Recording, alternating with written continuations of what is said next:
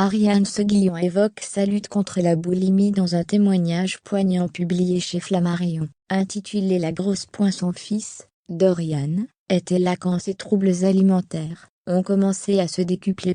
On a vu Ariane Seguillon, pendant des mois, à la salle de sport, ou sur des rings de boxe. En l'espace de quelques semaines, la comédienne, héroïne de la série Demain nous appartient, a fondu comme neige au soleil. Ce que le public ignorait, en revanche, c'est qu'elle souffrait de boulimie depuis des années, et notamment depuis la mort de son frère Benjamin.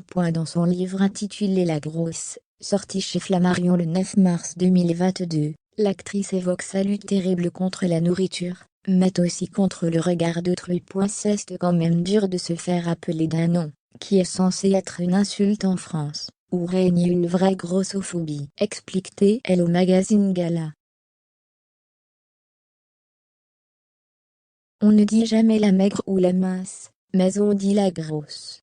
Ce n'est pas un cas isolé, j'ai entendu, un certain nombre de fois, des gens me désigner de la sorte. Ariane Seguillon. C'est la grosse là-bas.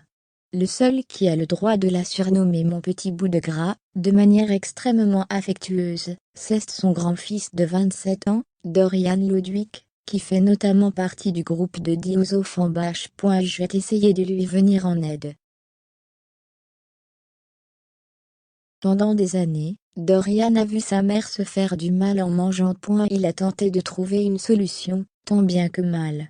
Mais Ariane Seguillon a eu besoin d'un suivi psychologique, il y a 3 ans, pour réaliser qu'elle était boulimique. Elle venait d'être embauchée dans la série Tige et Lily, et devait prendre du poids pour le rôle. Elle a divorcé juste après, et la boulimie est devenue une manière d'oublier ses problèmes, se souvient le jeune homme.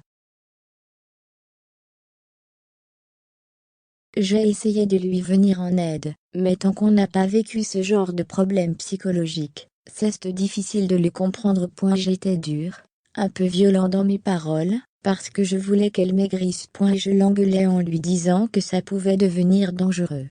C'est ce qui m'inquiétait surtout.